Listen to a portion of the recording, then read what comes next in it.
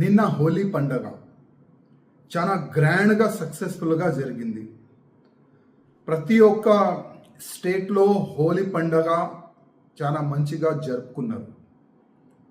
ఒకవైపు హిందువులు మా పండగ మంచిగా జరుపుకోవాలని ఒక మంచి ఆలోచన పెట్టుకొని ఎవరికి కూడా డిస్టర్బెన్స్ చేయకుండా హోలీ ఆడుకున్నారు. ఇంకోవైపు హైదరాబాద్లో ఉన్న పార్లమెంట్ సభ్యుడు అసదుద్దీన్ ఓవైసీ నిన్న ఒక మసీదులో జుమ్మేకి నమాజ్ చదువుకోనికి ఆయన ఒక ప్రోగ్రాంలో పోయిండు. ఒక పెద్ద బహిరంగ సభ ఆయన పెట్టిండు. ఆ బహిరంగ సభలో ఎట్లాంటి అయినా మాటలు చెప్తుండు. ఇవాళ యావత్ భారతదేశంలో ఉన్న హిందువులు కానీ ముస్లింలు కానీ ఈ మెంటల్ గాడు ఎక్కడి నుంచి వచ్చిండో అని ఆ విధంగా ఆలోచన చేస్తున్నారు. రంజాన్ ఈ నెల అంటే చాలా పవిత్రమైన నెల అని అనుకుంటారు. అట్లాంటి పవిత్రమైన నెలలో ఇట్లాంటి విషము కక్కుతుండు ఈ అసదుద్దీన్ ఓవైసీ. అది కరెక్టేనా? ఒక్కసారి అసదుద్దీన్ ఓవైసీ ఆలోచన చేసుకోవాలి. మేము భయపడే వ్యక్తులు కాము. భయపడే వ్యక్తులు పాకిస్తాన్ ఉరికిపోయినారు, మేము కొట్లాడతాం, ఆ విధంగా కామెంట్ చేస్తుండు. అసదుద్దీన్ ఓవైసీ నువ్వు ఎంత భయపడతావు అది మాకు తెలుసు. తెలంగాణలో భారతీయ జనతా పార్టీ గవర్నమెంట్ వస్తే ఫస్ట్ ఉరికేది నువ్వే. ఈ దేశం ఇడిచి వెళ్ళిపోతావు, లేకపోతే నేను కూడా భారతీయ జనతా పార్టీ సభ్యుడు అయితా అని మా కాళ్ళపైన నువ్వు పడతావు. అది చూసుకో. ఎందుకంటే నెక్స్ట్ వచ్చేది భారతీయ జనతా పార్టీ గవర్నమెంట్. తెలంగాణలో కొంతమంది ఫాల్తుగాలు పార్టీ నుంచి వెళ్ళిపోతే 100% గవర్నమెంట్ బీజేపీదే వస్తుంది.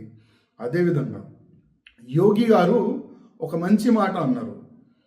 జుమ్మేకి నమాజ్ మీరు ఇంట్లోనే చదువుకోండి, ఒక్క దినమే మా రిక్వెస్ట్ అని యోగి గారు అన్నారు. దానిపైన నువ్వు ఏమంటావు? ఇప్పుడు యోగి నేర్పిస్తారా నమాజ్ ఎక్కడ చదువుకోవాలి అని నువ్వు కామెంట్ చేస్తున్నావు.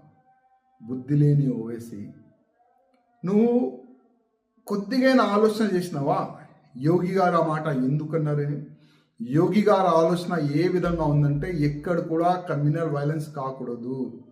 హిందువులు రోడ్డు పైన ఉంటారు, హోలీ ఆడతారు, కలరు ముస్లిమ్స్ వాళ్ళ పైన పడితే మళ్ళీ కమ్యూనల్ వైలెన్స్ అవుతుంది. ఒక మంచి ఆలోచన పెట్టుకొని 1 డే జుమ్మేకి నమాజ్ ఇంట్లోనే చదువుకోండి అని ఒక మంచి ఆలోచన తిని ఒక మంచి సందేశం ఇచ్చిండు. నువ్వేమంటావు? నువ్వు నేర్పిస్తావా? అంటే భారతదేశంలో అందరు మంచిగా ఉండాలి అని నువ్వు ఆలోచన లేదా? ఇప్పుడు జార్ఖండ్లో కానీ లుధియానాలో కానీ అక్కడిక్కడ కొన్ని కమ్యూనల్ వైలెన్స్ దేని గురించి ఏంది కొద్ది తెలుసుకో. సేమ్ సబ్జెక్ట్, కలర్ వాళ్ళ పైన పడింది, వాళ్ళు రాళ్ళు దాడి చేసినారు, మా వాళ్ళు కూడా బాగానే కొట్టినారు. దాని గురించి కొన్ని కమ్యూనల్ వైలెన్స్ జరిగింది. తెలంగాణలో ఎందుకు జరగలే?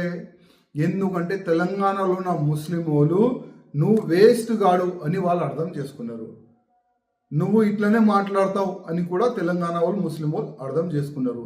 నిన్న చాలా వరకు ముస్లిం సోలు కూడా ఒక మంచి ఆలోచన పెట్టుకొని హోలీ పండగ మనం ఇంట్లోనే ఉండాం అని ఎంత మంచిగా ఆలోచన పెట్టుకొని వాళ్ళు ఇంట్లోనే ఉండే. గ్రాండ్ జరిగింది తెలంగాణలో హోలీ పండగ, గ్రాండ్ జరిగింది. ఎక్కడ కూడా చిన్న డిస్టర్బెన్స్ కాకుండా హోలీ పండగ జరిగింది. కానీ నీలో ఆలోచన అయింది హోలీ పండగ గ్రాండ్ జరగకూడదు.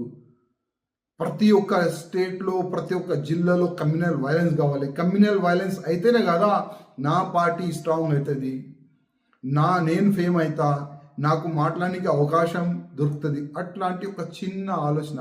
అసలు ఏంటంటే అసదుద్దీన్ ఓవైసీ మెంటల్ అయిపోయాడు. ఆయనకి మెంటల్ హాస్పిటల్ పంపించి ఆయనకి ట్రీట్మెంట్ చేపిస్తే చాలా బాగుంటుందని నేను ముఖ్యమంత్రి రేవంత్ రెడ్డి గారికి రిక్వెస్ట్ చేస్తాను. ఎందుకంటే ఇప్పుడు మీకు కొత్త ఫ్రెండ్ అయిపోయిండు అసదుద్దీన్ ఓవైసీ, అక్బరుద్దీన్ ఓవైసీ. మీ కొత్త ఫ్రెండ్కి మీరు కొత్తగా ఒక మంచి మార్గదర్శనం ఇస్తే చాలా బాగుంటుందని నేను రేవంత్ రెడ్డి గారికి రిక్వెస్ట్ చేస్తున్నా. అదేవిధంగా ఒక మంచి హాస్పిటల్లో ఇద్దరు అన్న తమ్ముల్ది కొద్దిగా మీరు ట్రీట్మెంట్ కూడా చేపిస్తారని ఒక ఆశ కూడా తెలంగాణ ప్రజలు చూస్తున్నారు, అనుకుంటున్నారు కూడా.